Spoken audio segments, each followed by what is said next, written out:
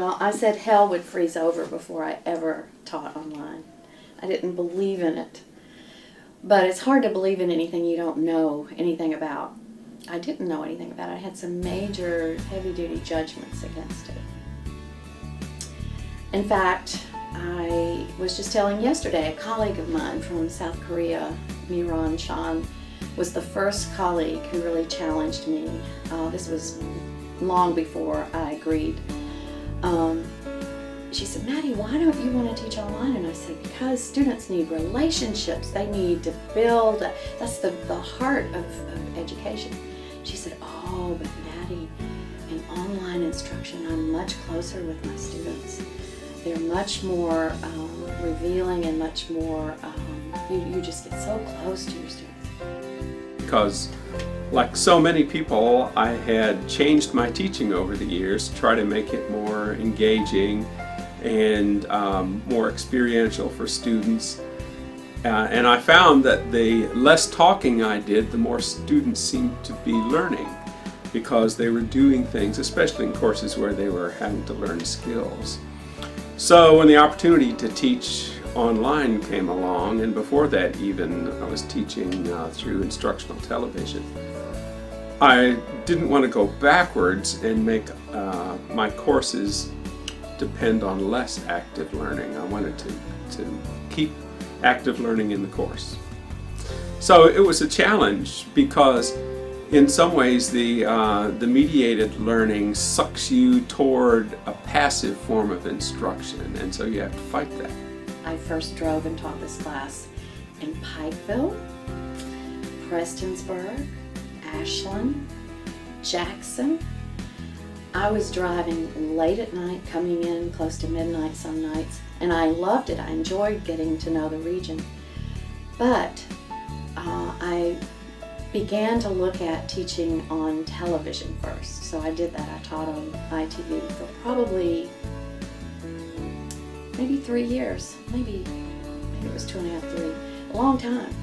And I really worked to make that very unique. I got them involved in groups, and I tried to do all the things I know about good pedagogy with using multiple sites. You know what, you're familiar with that, you know what I'm talking about. Well, then it morphed into, it looked like that wasn't the best practice and that maybe I should take a look at. So I took a look at it, and I did what I felt I had to do. I went to our director of IT at the time, Misty Hanks, and I said, will you meet with me on a weekly basis and train me, show me how to do this?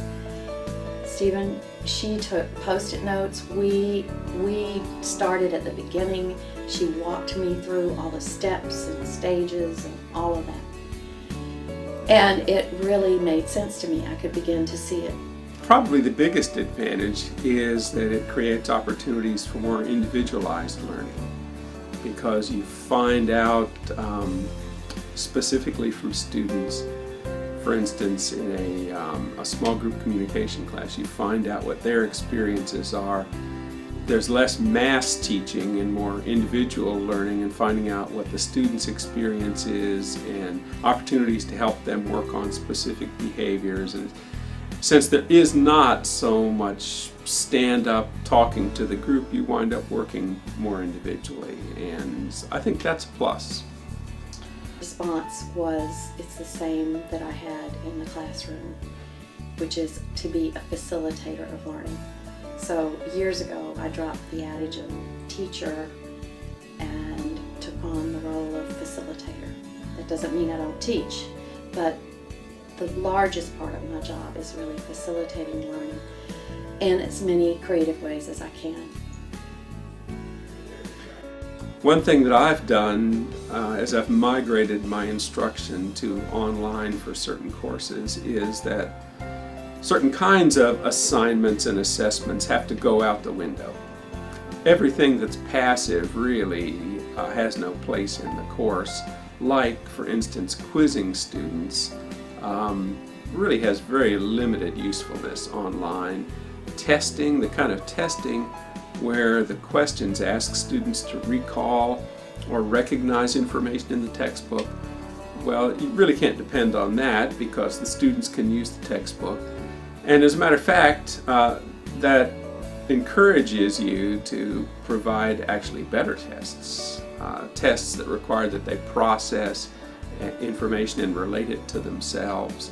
So there's that kind of testing that goes on. So I don't know that anybody is any more fearful of that, but I do think that it creates more work for them because the assignments become more application assignments rather than recall and recognition assignments, which is a good thing, but it does make more work. And I think the students get the idea before very long that online classes do mean more work if they're done right.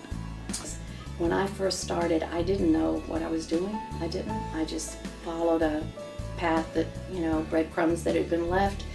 But I found that you really have to be creative with discussion board for it to really work and really be dynamic. You want it to be dynamic.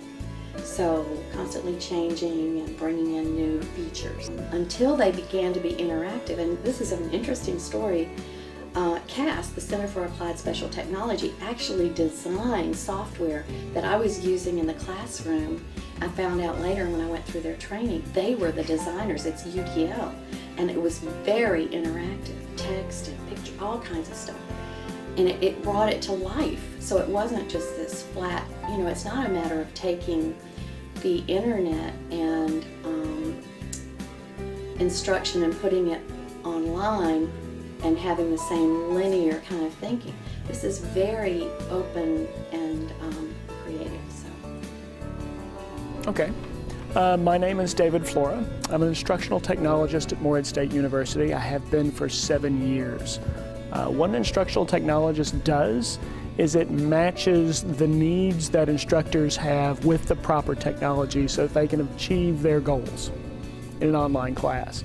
And what that boils down to, where the rubber meets the road, is that we get a lot of phone calls from instructors who maybe are having problems with technologies in online classes or who simply have questions.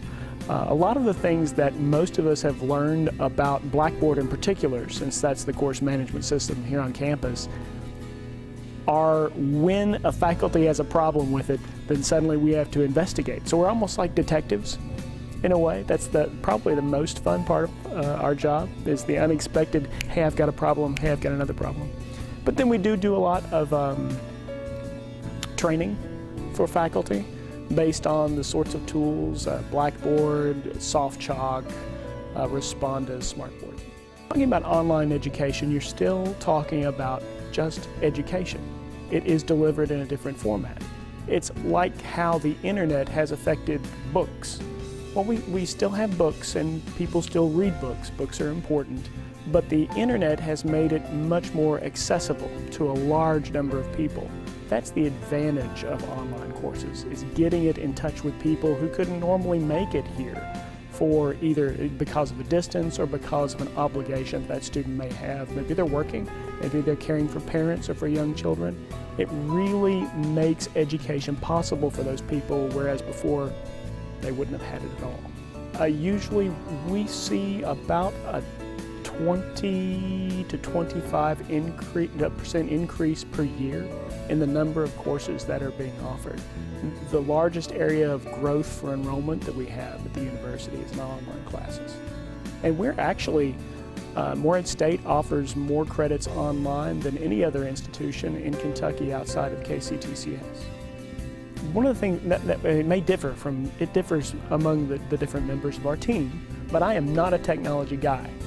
I am not the guy who says, "Whoa, look at the newest iPad that's out," or whatever. My job is to make sure that you are achieving your goals. So very often we'll have instructors who have perhaps, they've been teaching an online class a few times, so that desperate, how do I just post a file thing is over with. They've got something to work with. And they want to move into an area that's more satisfying. I do this. What they'll say very often is, I do this in my face-to-face class. How can I achieve those results in an online class? And that's when we're doing what we should be doing. We're helping them achieve their goals. The niche that I find to be most interesting and the most appropriate is the niche of people who are working they're place bound, and they want to improve their skill set somehow, and so they can take some online courses. And if they have the right preparation and the right attitudes, then they can do pretty well in those courses. And so I really think that it's a niche, and industry uses it probably more widely than higher ed uses it. But there again, I think that you're dealing with people who have jobs, they have schedules, and so they don't have the luxury of being able to travel and spend large amounts of time in classrooms. It's because the very culture of learning is so embedded with it. Even in face-to-face classes now, look at all the technology. So I think, and also the social networking tools. I mean, one of the things I learned at Harvard last summer is, you know, they're using Facebook-looking kinds of things. That's what I'm hoping to do. People using iPhones to help children with special needs have the text read to them, and then it's cool. It's not only cool, but they can click review and not have to ask a reader, "Would you read that again for me? I didn't hear it." No, they're in control. So it's a huge topic, and I respect you for even trying to bring this into some kind of a presentation, because it's something I think we need to take great care in thinking we understand, because I think we're on the cusp of just beginning. We're just beginning to see what's here, and we don't need to be afraid because we're there. See, the point is the professor or the teacher, the facilitator of learning, is the one in the driver's seat. And especially if you can learn about universal design and design the course so that it'll work for you and work for the students. I'm excited, can you tell? I think that it's going to make lives more enjoyable and certainly learning a lot more fun.